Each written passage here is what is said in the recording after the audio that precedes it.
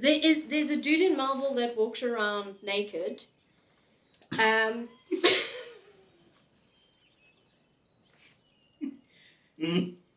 one day I was at the robot and I looked to my left and there was just a willy in my window.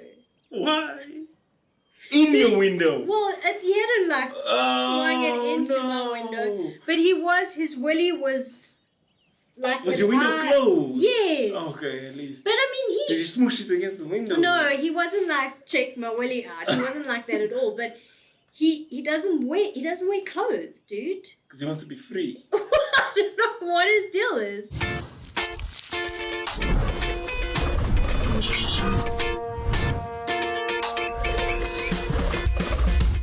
Welcome to FireStarters one more time. We're going to be having another braai. This time we're having a Potjie. Lekker potjie. It takes long, so we have to start it early. So maybe this episode is going to be extremely long. It is. Which is cool because the topic matter is quite an intense one and there's a lot of levels to it. There really are. Yeah, literally. Depends how many stories there are. This is a dead joke, a dead joke. It was a good one, come on. That was a good one. That was a dad. You brought your inner dad to the homeless game. Story. Yes. So we're talking about houses or lack thereof. Yes. Homelessness. Homelessnesses. Yes. Cheers. Welcome to Cheers. another episode of FireStarters. To our Potjie. Oh, Potjie. We've got so many cool things here. We have Potjie cleaner. Have you ever seen Potjie cleaner in your life? Yeah. Really? Yeah.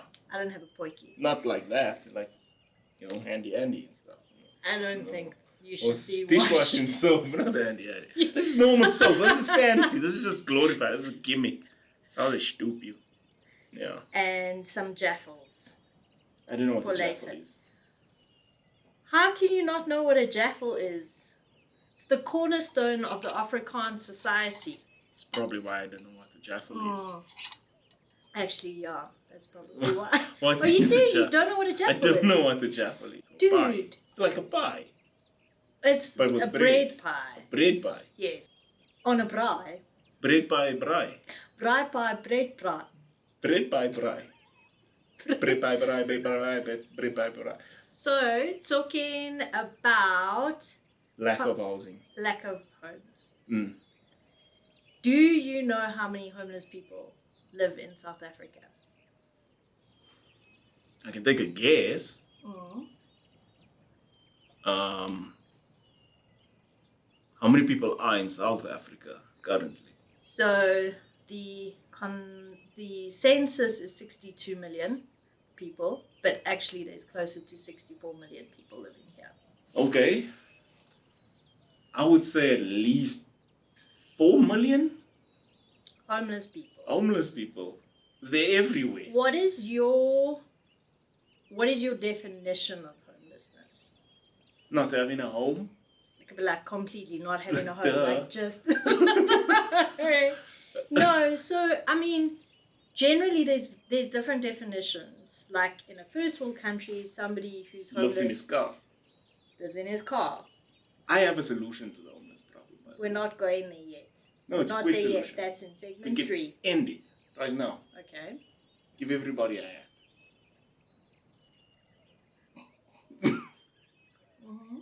Do you know why? Because where you lay your hat's your home. This is a dead joke, a dead joke. Okay, so 4 million people, you reckon? I reckon 4 million because, yeah, like I said, they're everywhere. You just see homeless people like crazy. There are 200,000 homeless people. No ways. Yes, way. It's a lot less than what I thought, but it's still a lot. Well, I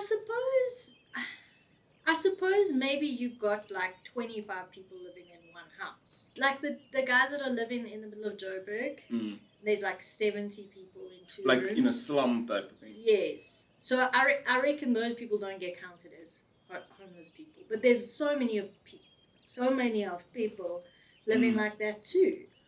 So more is the people like laying under a bridge, sleeping out in a veld, out in open areas, stuff like that. Yes. Those are the homeless. Those are the homeless. The others have a housing issue going on. Yes. So there's a massive. So there probably is like 4 million. Maybe more even. I mean, actually, I wasn't even thinking on that level. There might be a lot more. Well, officially, and I don't know how they did this, but officially there are 55,000 people in Johannesburg that are homeless. Only in Joburg? Yeah. That's a quarter of the homeless population. Yes. How do you think people become homeless? Yeah. In South Africa, I think it's a very different thing, eh? It's like people are born into poverty. People are born into bad situations where their parents or the father's like abusive, or they're orphans and the orphanage is treating them like not well, so they kind of run away. I had a weird thought about this because I came up with this concept called the hawker stalker, right? The hawker's talker. Stalker. Oh, the hawker's stalker. Somebody that stalks hawkers. Yes. And I don't know why I put the hawkers and hobos in the same place, right? Okay. But yeah, I created a whole cartoon in my mind about this at one point. I mean, I actually started like stalking, like just watching like homeless folks, and you don't really get young homeless folks that become old. So it's not like a career thing. They die quite early. And if the guy's an old hobo, you've never seen him before, but you only know him as that old guy. So something must have happened in life that landed him there, and the young guys are just running away from a situation. Okay. That's how I think the homeless situation's happening. I have kind of personal experience in this. A friend of mine, we're exactly the same age, actually. Born in the same day, all of that. Grew up in the same community. Yeah, the normal household. It wasn't that he was running away from anything, but drugs, influences that. In particular, this one friend, his parents died. I mean, COVID happened, right? Yeah. And COVID made a lot of these problems, I think, as well. Yes. Yeah. So they got sick. I don't know if it was directly COVID, but it affected their health, and they died within a few years of each other. Within 2 years, they both died. He got left an inheritance, though. Through this, he got the house, he got whatever money they saved out, maybe a life policy pays out. But what did he do with the money? Put it in his nose. I don't know if it was nose or veins, but that's what happened. And then the people that you're relying on there is your friends. So now your family, your parents give you some sort of grace, a level of grace. Your friends will want to help you, but once you start stealing from your friends, you lose that grace very quickly. And this guy actually ended up on the streets of Melbourne. Well, in actual fact, he's been to this very office. He has been here before. Yes. Yes, to ask for money. Yeah. Yeah. Which is crazy. It's and very he walked crazy. All the way from Melbourne. From Melbourne, yeah. Which and is his shoes then had holes in it and all of that. And, yes. And then he was asking for money so he could go back, which is weird. Like, why would you walk here to ask for money to go back? Yeah, it's a strange situation. I never ever thought I would personally know a homeless person. And it makes it very real when before it's just like somebody you like shooing, get away from my, tap in the window. And I don't want to do this. And you're pretending to do something in the middle of your car. Or stare straight, and this looks just like staring at you. And now it's like, oh, how's things going? Yeah. How have you been? Yeah. Did you catch the Boca game? No, I don't have a TV. That's crazy. Yeah. That's crazy. Have you watched Requiem for a Dream?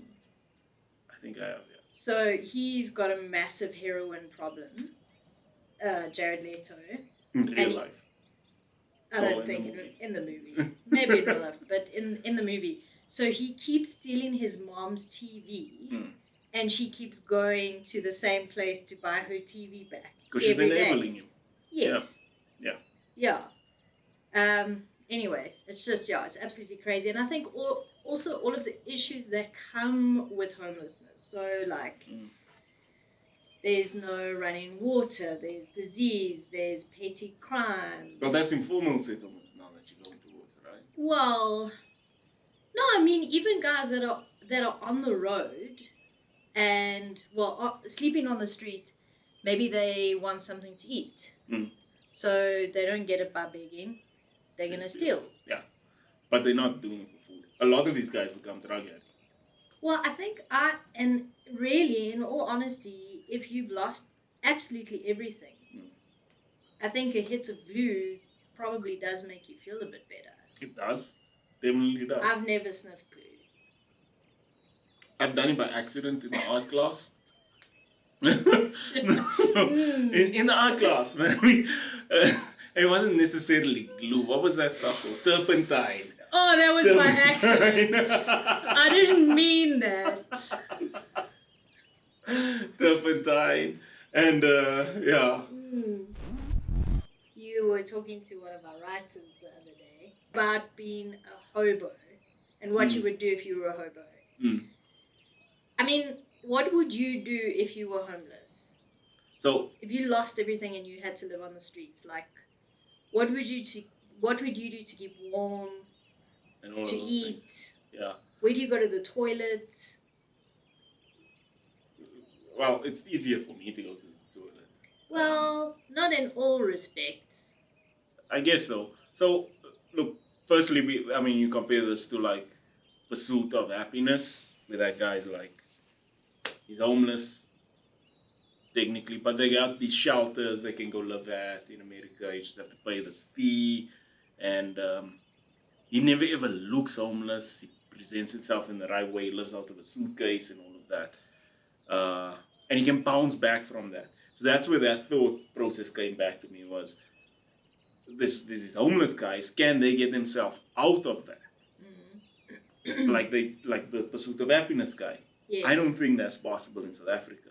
Once you're homeless, you're homeless. And that's why I put myself in that situation. Like, how am I going to come out of this? Yeah. This homeless guy, I was on a promenade in Cape Town, like, doing a clapping a run. And then this homeless guy, like, just pops out from underneath, like, a little ledge thing. And he's like, I guess he woke up midday, maybe need to do something for the day, and then starts packing his stuff into his bag to go do his rounds, and he's got 2 paddle bats in there, and I'm looking at it like thinking, did this guy find this in the bin? Why would 2 paddle bats be in the bin? Maybe they're broken. Maybe these were like pristine, new in shape paddle rackets. Now we know paddle rackets are expensive, right? Even the ones from Game. And then you go a bit further down till Sea Point, and there's paddle courts there with a bunch of homeless oaks living in and around the courts, playing each other. Yeah, it's amazing. It's a homeless league going on there. So look, homelessness doesn't look so bad for those oaks. Like, they seem to enjoy their tents and camping out there. I'm sure they really like housing. I'm sure they would like a proper house. They seem okay there. They're playing paddle, man. Well, maybe they could start coaching some kids. Maybe. Yeah. There's ways to make money, but they also have drug problems, though. Yeah. Definitely know that because I saw some of them hoeing it there. Okay. But anyways, I digressed. Yes. You have a bag with your stuff, and that's the problem. That's gonna get stolen, right? So you would stand at the robots and you would beg and ask for money and get some sort of money. Now, how much money homeless people get, I also have a theory. These guys are getting over a year between $1 million to $1.5 million in total over the year. And if you extrapolate that into what you're earning as a salary as an individual, you're like, maybe I should be a hobo. Yeah. And I used to tell like younger kids that are trying to be rappers, like, if you haven't made it yet as a rapper and you're not making 1.5 million a year, just be a hobo. Give up and be a hobo. Because what did it come down to? Something like 5 rand. For every person that drives past you, I think. Yeah, 200,000 people must give you 5 rand. And if you're at like an intersection like William Nickel, standing there for a month, how many people are driving past you? Assuming you haven't been hit by a car. Yeah. And how many people are giving you 5 rand, how many people are giving you less, how many people are giving you more. On average over here, that guy's getting 1 million rand. Why is he still homeless? Yeah. You know? So, is it a choice then? I don't know. But that's where my thinking was. Like, I'm pretty sure I can make a decent amount of money standing at the robots, getting that. First thing I would do is get a P.O. box at the post office. So it's very important to have your ID. And I think that's also part of the homeless problem. How many people are undocumented foreigners living here? Potentially, yeah. And then once I got my post office, not post office, I can't buy the whole post office, just a post box, that creates a credit record. By the way, this is how you create a credit record, young people. Nobody's going to give you a credit card, nobody's going to give you a loan while you don't have credit record, but they'll give you a post box for about 100 and 200 and something. I don't know, Grandpa, I don't have one. They'll give you a post box for the year for like a nominal fee of $250. That creates a credit record for you, and from there you can get your student account at like a retail store, like a Truworths or whatever, and then you can go and get your loans and your credit cards from the banks, and then you can get your home loans and your car loans and all of that. That's how you build a credit record. Start with a post box. Yeah. Talking about government's role in all of this. Yeah. So the land appropriation, what was it called? The Land appropriation without compensation. Yes. Yeah. What the apartheid government did. They did that first. Yes, they did. I actually didn't think of it from that angle. Yes. The apartheid They government, did that they were first. like, Those bastards. They did it first. They did it first. They did it first. They did it first. They did it first. It happened first. Yeah. So they went and they kicked a whole bunch of people out of their homes and off their land and whatever. And this has caused a huge problem. A massive problem. Yes. And then we all kick and shout and scream about, oh, well, now other people are getting forced off their land. But the Avia Beer Oaks did it first. Yeah, also, I don't think it's being done in the same manner. I think people also misunderstand how this is supposedly going to happen. So they're looking at land that's not being utilized. So how many times you drive, like, and then there's just this massive piece of land with a fence behind it, around it, and there's nothing happening It's there. like one cow and a goat. Not even the cow. The cow and the goat is in another section of part of that land. And it's like, this guy's not using it. Yeah. So I think that's where they'll start. But before they even start there, they'll start with government land. Because government essentially owns all the land. I know close to where I stay, they've now started with Lanseria. They've given people places there. So they move guys from informal settlements. So I do think government is trying. And since 94, government has actually spent 20 billion rand on RDP housing. So that's 20 million people. 20 million people that they've managed to they house. spent 20 billion rand. Yes. So I did a very quick calculation. Yeah. Okay, so they say that the cost to build an RDP house, and the internet, cost to build a house, RDP house is 190,000 rand now. I'm sure we can have cheaper solutions, but 190,000 rand to build a house. Okay. Which is probably going to house how many people? 5 to 10. The highest paid person in South Africa, this guy makes 760,000 rand a day. Cost of a house is less than 200,000 rand. This guy can buy 4 houses a day. A day. He can make 4 houses a flipping day. What is he doing with his money? I don't know. This is why. There is so much money to go around. We need to go to this guy's house. We need to find him. Yeah. Not in a threatening way. No, just to ask him to help us out. But The dude on the list, who is the lowest paid dude on the list, gets paid 140,000 rand a day. Still enough to make a house. Don't you think this is crazy? This is crazy. Why aren't more people helping? Because it's the government's problem. But we addressed this. We addressed this in the last podcast. People that will help and people that say it's the government's problem. So I grew up in an area called Flero, right? And we had a lot of velds. Like, I don't know why. There were just patches of It's velds. the West everywhere. And just across from this one vast opening of veld, let's call it maybe 1 kilometer long, maybe a bit more, 2 kilometers. Meadowlands was there. Meadowlands was there. So we essentially could see each other, right? And like walk through the veld, visit each other, whatnot. So the government came and said, well, this piece of land needs to be utilized, and they created RDP houses out of it. This started like long ago. And when you talk about this 1994 thing, I must question like when the project sign-off happened and when it completed. Okay. And then cost in between there, because this started, I would say, late 90s and only finished like in 2010 or maybe even later than 2010.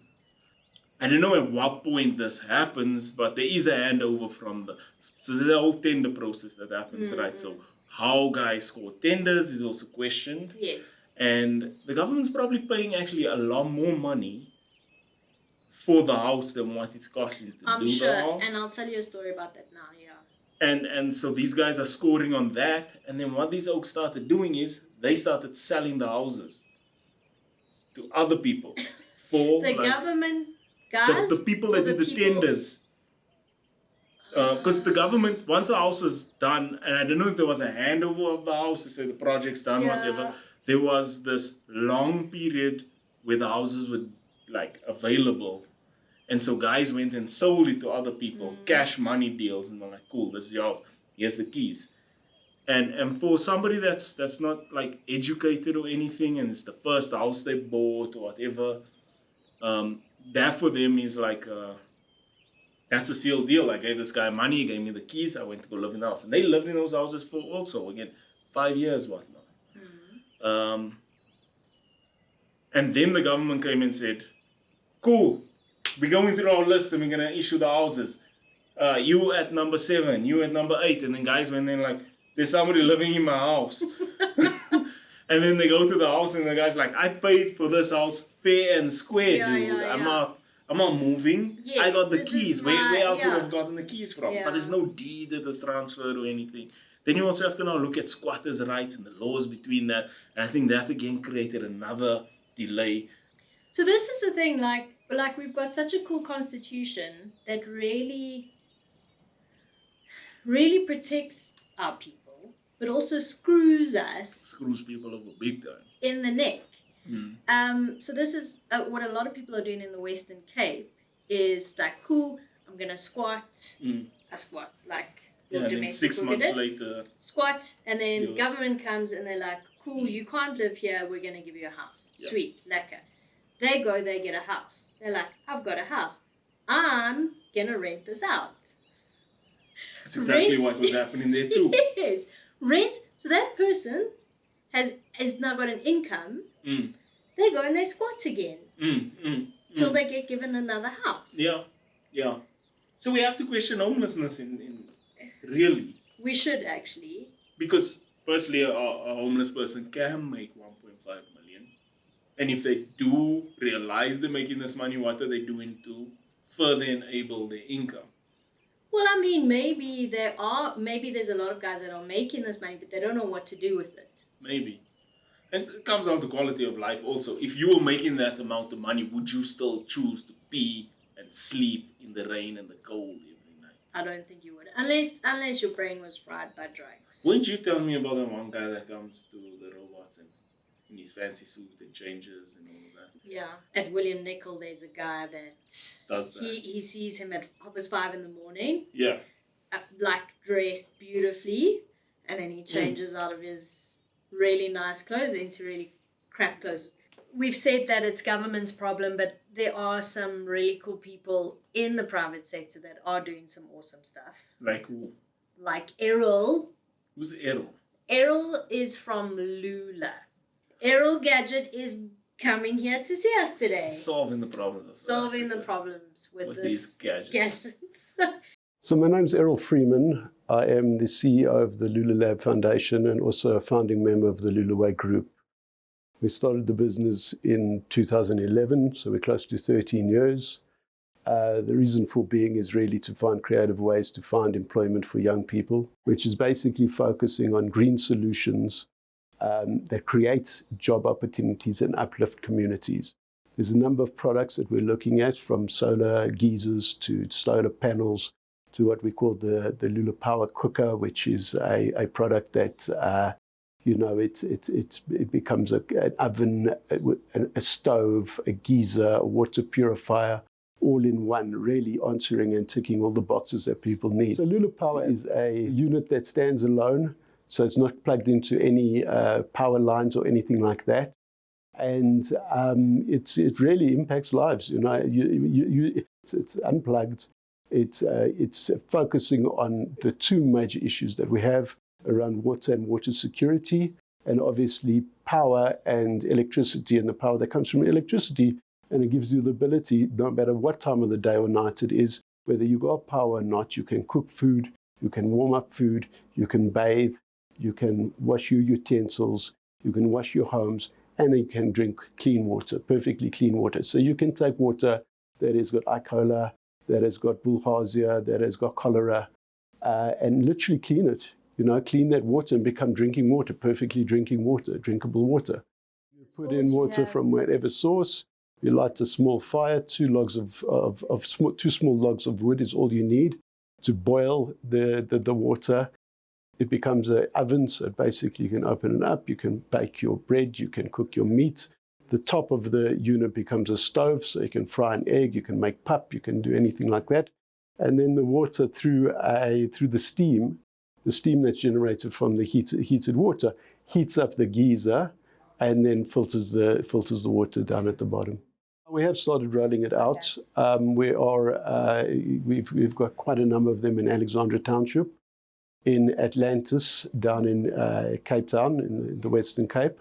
I've actually sent a couple up to Zimbabwe, so we are rolling it out across our borders. Their needs are pretty similar to what our needs are in the country.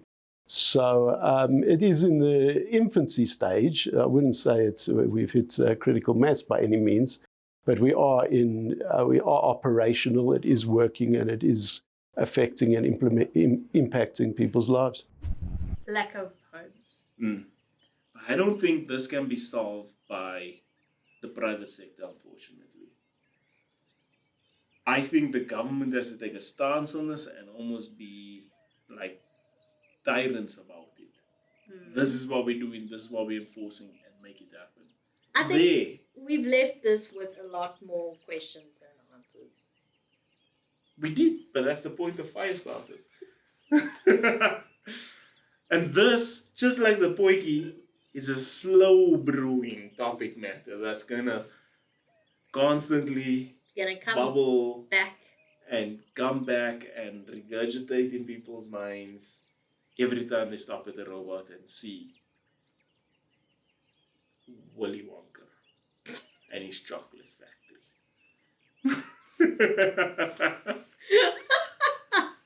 If you don't want to be homeless anytime soon, you should subscribe. Why? Because that proves to yourself you still have internet. And we spoke about it. Homeless people don't have phones, therefore they don't have internet. And as long as you have internet, you're okay. So prove to yourself you have a home and you're okay by hitting the subscribe button.